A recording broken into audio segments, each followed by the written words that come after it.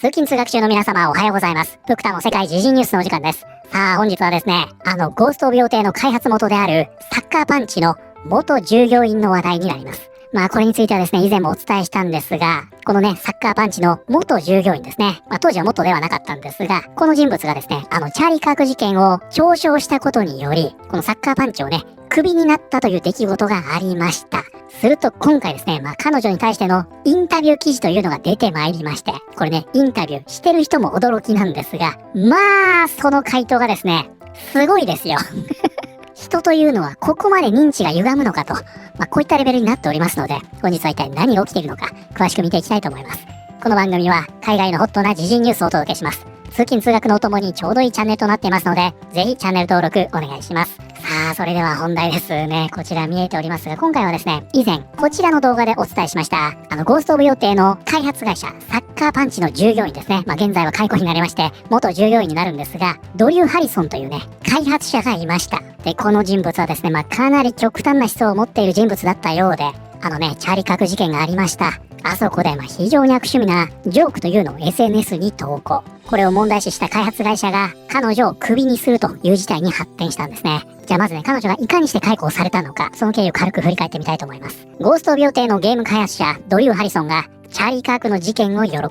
サッカーパンチプロダクションズでゴースト・オブ・妖帝を手掛けるシニアスタッフキャラクターアーティストのドリュー・ハリソンは保守系活動家チャーリー・カークの事件を喜ぶ投稿を行ったことで批判を受けている。ブルースカイではドリューを名乗るハリソンは次のように投稿した。撃ったやつの名前がマリオであってほしい。そうすればルイージが兄弟がついてくれてるってわかるから。この投稿はターニングポイント USA の創設者であるチャーリー・カークがユタバレー大学で射されたというニュースが流れた後に行われた。ということでね、こちらは以前お伝えしましたが、このね、マリオとルイージ何を言っているかと言いますと、2024年の12月にユナイテッドヘルスの CEO が解されたんですね。で、この時の容疑者がルイージ・マンジョーネという人物で、つまりこれをルイージに見立てまして、今回のチャーリー・カークの犯人がマリオだったら兄弟になる。そうすればユナイテッドヘルスの件の犯人も心強いよね。こういう風に言ってるわけですね。つまりはこの事件を揶揄し嘲笑したと。で、これもしかしたらね、ピンとこない方いらっしゃるかもしれませんが、例えばね、任天堂の従業員がね、同じゲーム業界で他社のキャラクター、ソニックを使って、その事件が起きた当日に、安倍元首相の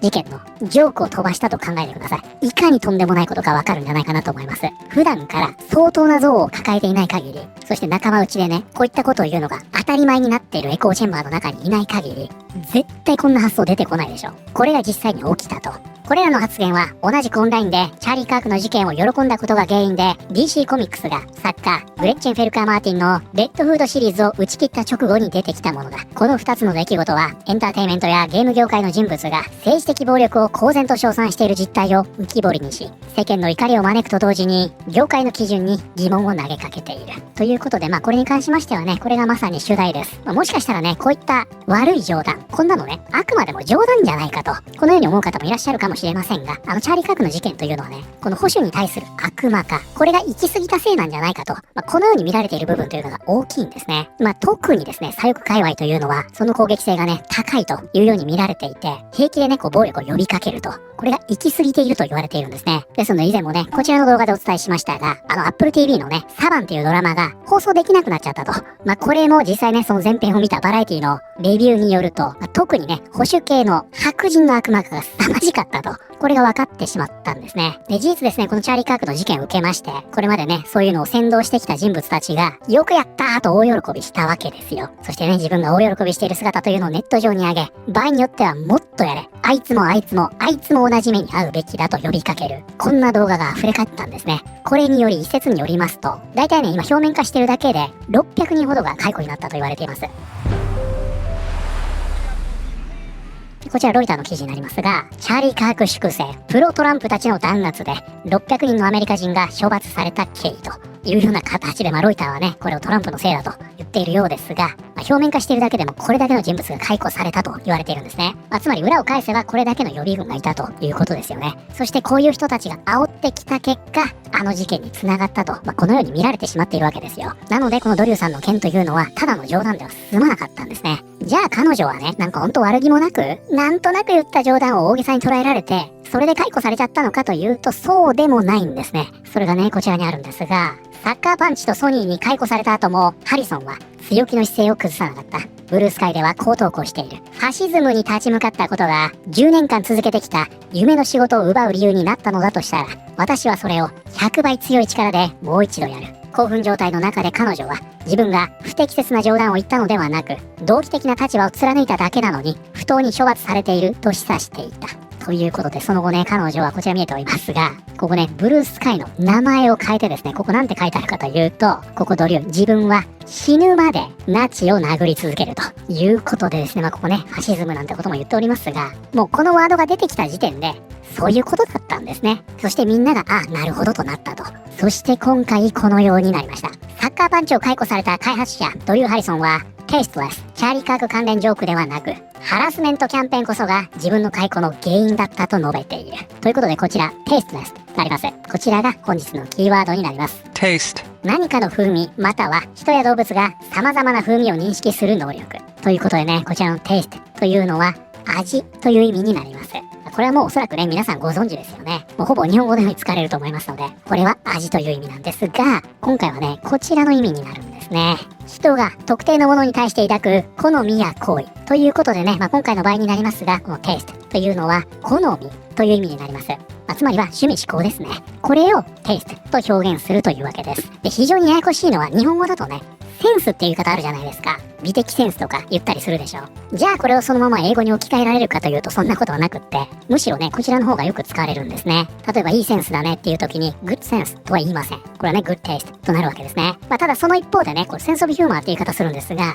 この時はね、英語と日本語の使い方が一致したりして、ちょっとややこしいんですが、基本的にね、日本語で言うセンス、これを表現したい場合は、こちらの taste の方がよく使われると思っておいてください。つまり今回の場合は tasteless ですので、これがないという意味。つまりはセンスが悪くて、下品とか悪趣味、不謹慎とかね、このように訳されるわけですね。ということでこちらは、サッカーパンチを解雇された開発者、ドリュー・ハリソンは、不謹慎なチャーリー・カーク関連のジョークではなく、ハラスメントキャンペーンこそが自分の解雇の原因だったと述べている。チャーリー・カーク事件後の発言が原因で解雇されたサッカーパンチの開発者、ドリュー・ハリソンが口を開いた。解雇から2ヶ月が経ち、ハリソンは自分が夢の仕事を失うことになった理由について振り返る時間があったようだ。そしてここです。これね、誰がインタビューしてるか、よく聞いといてください。ゲームジャーナリスト、アリッサ・マルカンテとのインタビューで、ハリソンはアメリカのオルタナ右翼という怒りに満ちたオンラインの人々が主導したハラスメントキャンペーンのために、サッカーパンチは自分を解雇したのだと語っている。ということでですね、今回インタビューしましたのが、元コタクのね、自称ゲームジャーナリスト、アリッサ・メルカンテだったと。この人物はですね、一応ね、コタクでのゲームジャーナリストとは言っていますが、もう平たく言うとね、もうほんとただの左翼の活動家です。すごいんですよ。ちょっとわかりやすく言うと、日本だとね、わかるでしょ皆さん今頭に浮かびましたか？もう名前出しませんが、わかるでしょ？その感じです。で、この人はですね、スイートベイビーインクが大好きで、コタク時代はね、これを必死に擁護していたと。なんとなくそれもわかりますよね。そういう人物です。つまり今回ですね、このアリッサ・メルカンテが、ナチだ、ファシストだと言っている、ドリュー・ハリソンにインタビューをしたと。こういうことだったんですね。それがね、まさにこちらの記事になりまして、チャーリー・カークに関する発言で解雇されてから2ヶ月、ゴースト病棟の開発者は、悪いジョークではなく、ハラスメントキャンペーンこそが原因だったと主張している。そしてここね、証明入ってます。アリッサ・メルカンテと。右翼のコメンテーター、チャーリー・カークが、され、そのことをめぐって SNS でジョークを投稿したことで、ゴースト・オブ・病棟開発元、サッカーパンチプロダクションズのアーティストが解雇されてからすでに2ヶ月以上が経っている。今回のハリソンのケースは、彼女の会社が1年近く受け続けてきたハラスメントキャンペーンと重なり合っている。会社はこの件について、彼女が解雇されるその日まで、公には沈黙していた。オンラインのボートたちは、昨年9月にゴースト・オブ・ツシマの続編が発表されて以来、このゲームに対し、執拗に攻撃を続けていた。さらに、チャーリー・カークの事件とそれをめぐる検閲、キャンセルの嵐によって、彼らの怒りは一層煽られることになった。そしてここからはね、これまでの経緯というのが書かれていまして、ここね、投稿のせいで様々な脅迫にあったんだと。ハリソンはサッカーパンチがゲーマーゲートの常套手段をよく理解しているはずだと期待していた。というのも同じような手口が前年に再び表面化していたからだ。ゴースト・オブ・妖帝が発表され、主人公役としてクイア俳優、石井エリカが起用されることが明らかになると、コンサル会社がビデオゲームに DEI を注入しているという疑いがサッカーパンチにまで向けられたのである。つまりドリューさんは今回の一件をゲーマーゲートだと捉えているというわけですね。今日は私があいつらのおもちゃなんだなと思っただけだったとハリソンは自分にハラスメントをしていた人々について語った。どうせいつも通りになると思っていた。あいつらの言うことなんて誰も気にしない。だってあいつらは文字通りハラスメントそのものを楽しむためだけにやっているんだから。守ろうとしている道徳なんてない。掲げている大義なんてない。ちょっとごめんなさいね。いやーちょっと驚きですね。このドリューさんね、道徳について語っているというね、ちょっと驚きですが、守ろうとしている道徳なんてない。掲げている大義なんてない。ただ人を苦しめたいだけなんだ。カークの事件があった翌朝、ハリソンは社内全体のチャットにこう送った。ネットで一番最悪な連中を怒らせてしまったみたい。お詫びにキッチンにバナナマフィンを置いておきます。多くの同僚たちが彼女の身の安全を心配していた。昼頃、サッカーパンチの幹部の一人がオフィスチャットにメッセージを送り、ソニーのソーシャルメディアポリシーのコピーも添付した。そのメッセージにはこう書かれていた。チームメンバーの一人によるソーシャルメディア投稿のため、スタジオ及びソニーの多くの部署が進行中の事態への対応を迫られています。トレーラーの公開を一時停止せざるを得ないかもしれません。オンライン上で自分をどう表現するか十分に注意してください。もうめっちゃ目をかけてますよね。数時間後、ハリソンはこれまで会ったことのないソニーの人事担当者とのビデオ通話に招待された。その10分後、彼女は職を失っていた。ということで、この記事ですね、あまりにも長いため全部読み切れないんですが、もうね、皆さんお気づきかと思います。ひたすらですね、自分は被害者なんだと、これを書き連ねているという記事になっています。じゃあちょっとね、締めの部分だけ最後読みますが、ゴースト・オブ・ヨーテへの怒りがいずれ収まったとしても、その怒りは別のゲームへ、別の開発チームへ、あるいは別の個人へと移るだけだとハリソンは分かっている。だからこそ彼女は自分に何が起きたのかを人々に覚えておいてほしいのだという。私はハラスメントキャンペーンが原因で解雇されたんです。あれは悪いジョークの結果なんかじゃない。そしてこんなことが他の誰にも起きてほしくないの。今の状況を見れば絶対に他の誰かにも起こることだと思うからということです。すごいでしょうね。最強の2人がですね、タッグを組んだ結果、自己弁護自己陶酔、化石の総決算みたいな記事になってしまったと。ここまでの長文であればね、多少は自分がしたことに対してのね、反省でもあるのかなと思いましたが、ないんですね。もうプロ被害者ここにありというような形で、このね、ドリュー・ハリソン氏をまるで准教者に見立てて記事を構成していると、こういう状況になっています。ちなみにですね、これもね、さすがだなと思いました。ここね、コメント欄があるんですよ。ここ、絶賛の嵐です。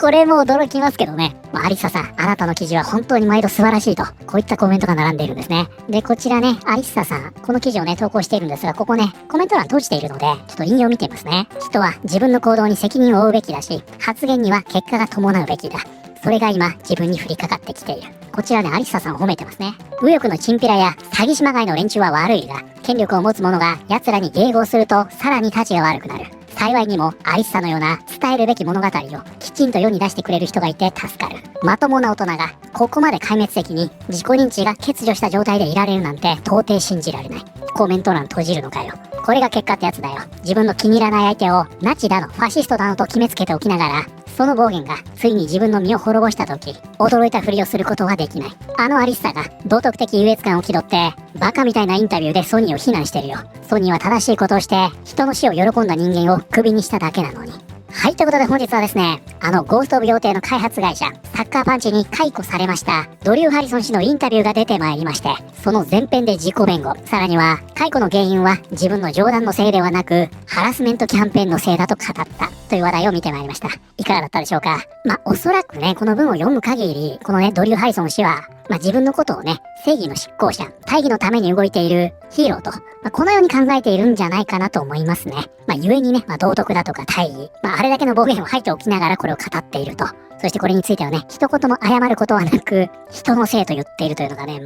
らしいと言いますか、すごいなと思いますね。いやー、それにしてもね、この日本を舞台にしたゲームが立て続けに大騒動を巻き起こすというね、これもね、なんとも複雑な思いはありますが、皆さんはこれについてどのように思われたでしょうか。ということで本日の動画は以上になります。この動画良かったよと思っていただいた方、ぜひチャンネル登録、グッドボタンをお願いします。それではまた通勤通学中にお会いしましょう。